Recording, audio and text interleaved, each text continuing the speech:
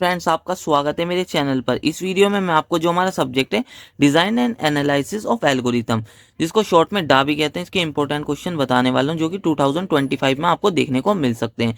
तो सबसे पहले हम देखने वाले हैं यूनिट 5 में। यूनिट 5 में कौन कौन से इंपॉर्टेंट क्वेश्चन है। तो इसके अंदर जो फर्स्ट क्वेश्चन आ जाता है वो क्या है, एक्सप्लेन पी। ये पी है लिखा हुआ है, ये P P NP hard and NP complete classes with example. बहुत ज़्यादा इंपॉर्टेंट क्वेश्चन है, 100% के साथ साथ मोस्ट इंपॉर्टेंट भी लिख लो, ज़रूर आएगा थ्योरी के लिए।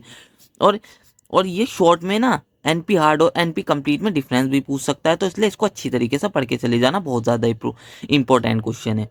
फिर सेकंड जो हमारा क्वेश्चन है वो क्या है, explain approximation algorithm.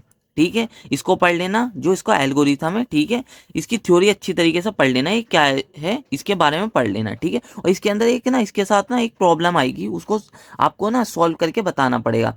Direct numerical तो वो नहीं पूछेगा, और उसके अंदर ना वो पूछेगा कि इसको सॉल्व करके बताओ। तो इसका मतलब आपको अपने ही मन से कोई भी न्यूमेरिकल ना सॉल्व करके दिखाना पड़ेगा। तो उसके अंदर वर्टेक्स कवर प्रॉब्लम जो है ना, उसका न्यूमेरिकल और एल्गोरिथम देख लेना है। एल्गोरिथम मीन्स आपको ना उसके बारे में ना पढ़ लेना और उसका एल्गोरिथम भी देख लेना है। एल्गोरिथम का मतलब मैं ये कहना चाह रहा हूँ, ठीक है। और न्यूमेरिकल तो देखना ही पड़ेगा, और एल्गोरिथम मीन्स उसका एल्गोरिथम देख लेना, उसकी थ्योरी जो उसके बारे में पढ़ लेना। ठीक है, इस तरीके से वाला जो है ना, ये भी 100% इंपॉर्टेंट रहेगा।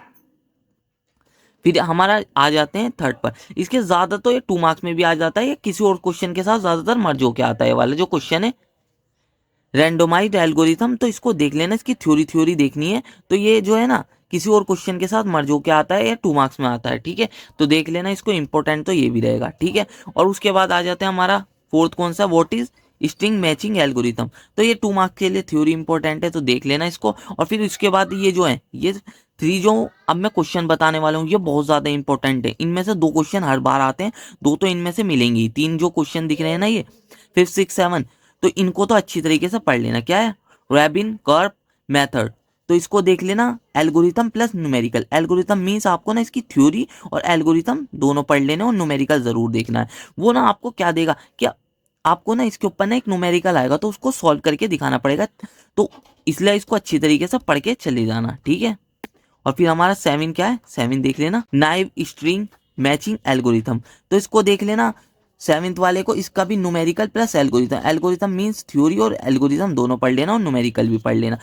और जो आप ना एल्गोरिथम है ना अपनी लैंग्वेज में बना के लिख सकते हैं, इंग्लिश में कोई प्रॉब्लम नहीं है। और 6 हमारा क्या है, 6 को भी देख लेते हैं, रुथ मॉरिस ब्रैड केएमपी भी कहते हैं इसको शॉर्ट में। इसका भी एल्गोरिथम और न्यूमेरिकल देख लेना। तो न्यूमेरिकल वही हमारी थ्योरी भी देख लेनी है, और न्यूमेरिकल वही एल्गोरिथम हमारा थ्योरी भी देख लेनी है, और आपको ना एल्गोरिथम भी देख लेना। एल्गोरिथम अपनी लैंग्वेज में बना के लिख सकते हैं, न्यूमेरिकल जरूर देखना है इनका, जिनका मैं बता रहा हूँ। और 8 जो हमारा 2 मार्क्स के लिए देख लेना, फास्ट फोरियर ट्रांसफॉर्म। तो यही है, तो यही आपको देखने को मिलेंगे यहाँ पर इसके अंदर, यूनिट 5 के अंदर। बहुत ही कम क्वेश्चन बताएं, जितने इंपॉर्टेंट थे उतने ही क्वेश्चन बताएं। तो ये तो 5th और 6th और जो 7 है ना, उसको तो बिल्कुल भी नहीं छोड़ के जाना। 3 में से 2 क्वेश्चन जरूर मिलेंगे इनमें। और 2 मार्क्स के लिए, 4th और 8 2 मार्क्स के लिए इंपॉर्टेंट है। रेंडमाइज जो एल्गोरिथम है, ये या तो किसी और के साथ मर्ज होके आ सकता है, 2 मार्क्स में मिल सकता है, वरना तो आपको 1 और 2 में से एक क्वेश्चन मिलेगा। ठीक है, एक क्वेश्चन इन दोनों में से मिलेगा, और 2 क्वेश्चन इन तीनों में से मिलेंगे। तो मैंने बता दिया किस तरीके से क्वेश्चन आएंगे। ठीक है, आप देख लेते हैं यहाँ पर यूनिट 4 में कौन कौन से इंपॉर्टेंट क्वेश्चन है। तो यूनिट 4 में फर्स्ट जो क्वेश्चन है, what is travelling salesman problem, TSP भी कहते हैं इसको शॉर्ट में। Find the solution of following TSP using branch and bound method. तो इसका जो सॉल्यूशन करना है ना, आपको ब्रांच एंड बाउंड मेथड से करना है। बहुत ज्यादा इंपॉर्टेंट है, 100% के साथ साथ मोस्ट इंपॉर्टेंट रहेगा।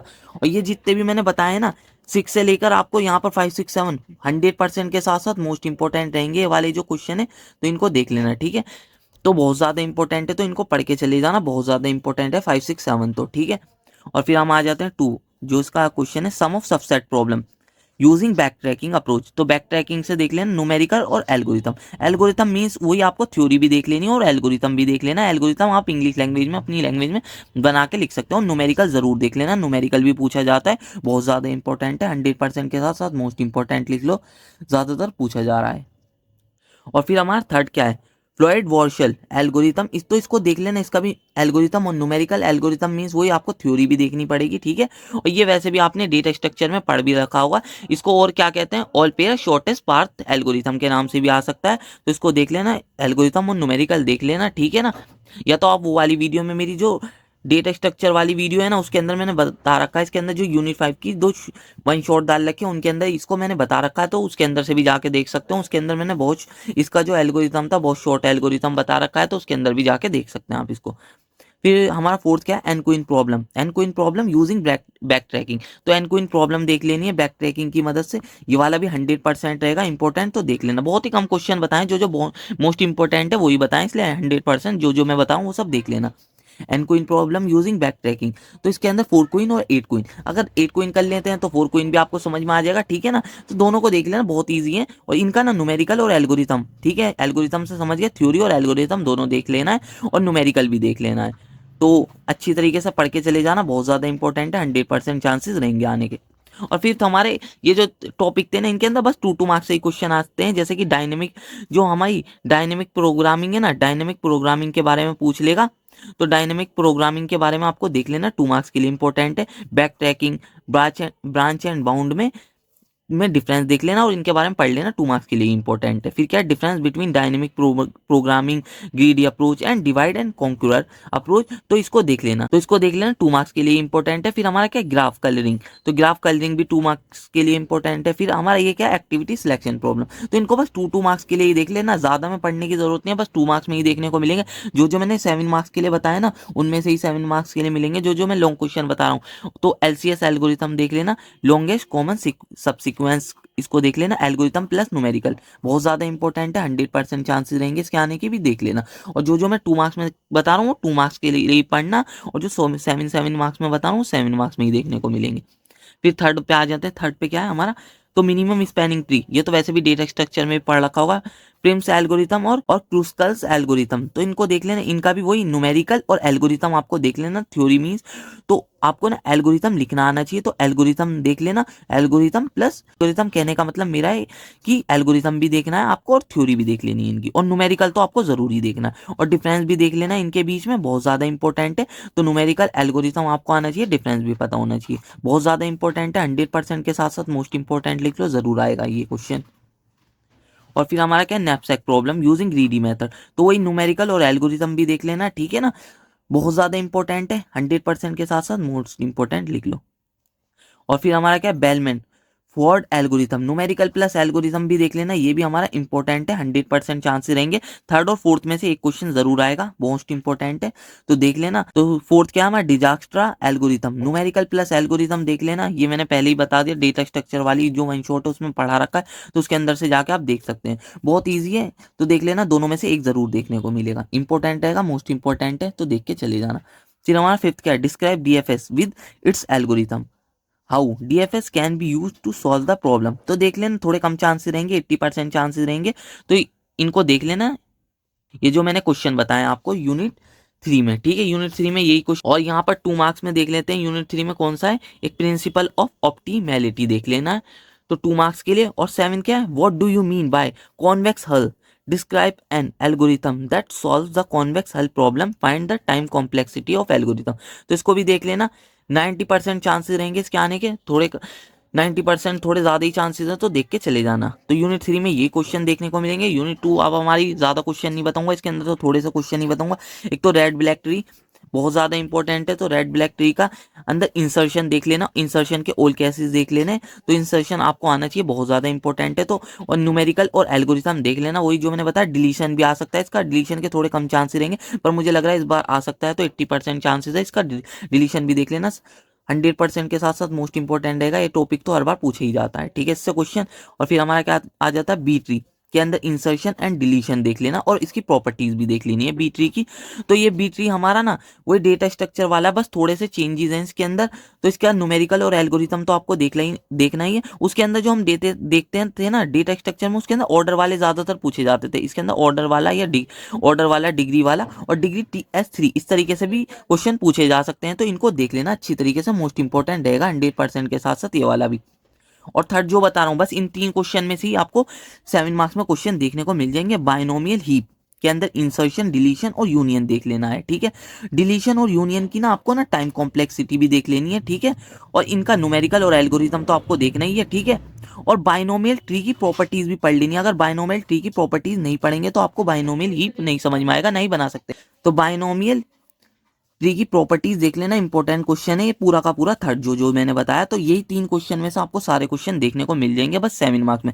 तो वैसे तो आगे और कम ही चांसेस रहेंगे, बस 2 मार्क्स के लिए देख लेते हैं। फोर्थ क्या हमारा difference binomial and Fibonacci heap explain. तो इसको देख लेना, इसके क्या चांसेस रहेंगे, 80% चांसेस रहेंगे 7 मार्क्स में आने के। 2 मार्क्स के लिए देख लेते हैं बाइनरी सर्च ट्री पता होना चाहिए, बीएसटी आपने पहले पढ़ रखा होगा। फिर हमारा क्या discuss skip list and its operation देख लेना है 2 मार्क्स के लिए। प्रॉपर्टीज ऑफ फिबोनाची हीप देख लेना है, तो इसको देख लेना बस 2 मार्क्स के लिए। यही इंपॉर्टेंट क्वेश्चन थे यूनिट 2 में। तो यूनिट 2 में यही इंपॉर्टेंट क्वेश्चन आपको देखने हैं। अब देख लेते हैं यूनिट 1 में। यूनिट 1 में कौन कौन से इंपॉर्टेंट क्वेश्चन है। यूनिट 1 में शॉर्टिंग हमने पहले पढ़ रखी है डेटा स्ट्रक्चर में, तो वही है। न्यूमेरिकल देख लेना, एल्गोरिथम देख लेना और इनकी कॉम्प्लेक्सिटी देख लेनी थी, कॉम्प्लेक्सिटी देख लेनी है। तो काउंटिंग शॉर्ट सब में ज्यादा इंपॉर्टेंट है जो मैं बता रहा हूँ। काउंटिंग शॉर्ट, मर्ज शॉर्ट, हीप शॉट और इंसर्शन शॉट, ये तो 4 तो सब में ज्यादा इंपॉर्टेंट है। उससे थोड़े कम चांसेस रहेंगे क्विक शॉट के आने के, सब में कम चांसेस रहेंगे सेल शॉट के आने के। तो इनके बारे में पढ़ लेना, बहुत ज्यादा इंपॉर्टेंट टॉपिक है, 100% के साथ साथ मोस्ट इंपॉर्टेंट है, हर साल पूछा जा रहा है। तो ये जो 4 बताए तो सब में ज्यादा इंपॉर्टेंट है। और क्विक शॉट भी देख लेना सही से, सेल शॉट के आने के सब में कम चांसेस रहेंगे। फिर हमारे आ जाते हैं what is stable sorting algorithm, which of the sorting algorithm we have seen are stable and which are unstable, give name with explanation. तो इसको देख लेना, 90% चांसेस रहेंगे आने के, अच्छी तरीके से पढ़ के चले जाना इसको, ठीक है। थर्ड क्या हमारा what do you mean, 2 marks के लिए what do you mean bye algorithm. तो एल्गोरिथम आपको पता होना चाहिए, right the characteristics of algorithm, ठीक है। टाइम एंड स्पेस कॉम्प्लेक्सिटी पढ़ लेना, 2 मार्क्स के लिए, वैसे भी डेटा स्ट्रक्चर में पढ़ी होगी। ठीक है, what is recurrence relation, how is a recurrence solve using master theorem. तो देख लेना, और ये भी देख लेना, solve the following recurrence using master method, ठीक है। ये इसके अंदर बस एक न्यूमेरिकल दे रखा है 2 मार्क्स के लिए, ये इंपॉर्टेंट है। फिर फोर्थ है हमारा एसिम्प्टोटिक नोटेशन एंड रिकर्सन देख लेना, 2 मार्क्स के लिए इंपॉर्टेंट रहेगा ये भी। अब देख लेते हैं लास्ट, जो ये सब में ज्यादा पूछा जाता है, 100% के साथ साथ मोस्ट इंपॉर्टेंट है। तो इसको मोस्ट इंपॉर्टेंट रहेगा, तो रिकरेंस रिलेशन के ऊपर न्यूमेरिकल आपको जरूर देख लेना, इंपॉर्टेंट रहेगा। तो इस तरीके से कुछ न्यूमेरिकल पूछे जाते हैं, तो उस तरीके से मैं बता देता हूँ, पर आपको ये आना चाहिए, टॉपिक बहुत ज्यादा इंपॉर्टेंट है, इससे इस तरीके के न्यूमेरिकल पूछे जाते हैं। Examine the following recurrence relation, तो इसको सॉल्व करके इसकी ना आपको टाइम कॉम्प्लेक्सिटी बतानी पड़ेगी, ठीक है। और ऐसे ही सॉल्व द रिकरेंस, इस तरीके से यूजिंग रिकरेंस ट्री मेथड, और इस तरीके से using iteration method given T equal to 1, और सॉल्व द रिकरेंस इस तरीके से पूछे जाएंगे यूजिंग रिकरेंस ट्री मेथड। ये 2 आपको ना रिकरेंस रिलेशन दे देगा इस तरीके से, उनके बीच में बताएगा इनमें से किसकी टाइम कॉम्प्लेक्सिटी कम है, तो इस तरीके से। और जो एल्गोरिथम है ना, वो आप ना अपनी इंग्लिश लैंग्वेज में भी लिख सकते हैं। और ये जितने भी न्यूमेरिकल है ना, और मैं बता देता हूँ, अगर आपको ना सारे न्यूमेरिकल की वीडियो चाहिए कि मैं इनके ऊपर एक वीडियो बना दूं, हर न्यूमेरिकल किस तरीके से सॉल्व करना है, तो एक बार आपको कमेंट कर देनी है, मैं सारे के सारे न्यूमेरिकल बहुत ईजी लैंग्वेज में करवा दूंगा, और आपको ना बहुत ही ईजी लैंग्वेज में एल्गोरिथम भी बता दूंगा। तो अगर आपको वीडियो अच्छी लगी हो तो वीडियो को लाइक और चैनल को सब्सक्राइब कर लीजिए। अब मिलते हैं इसी तरीके की नेक्स्ट वीडियो में।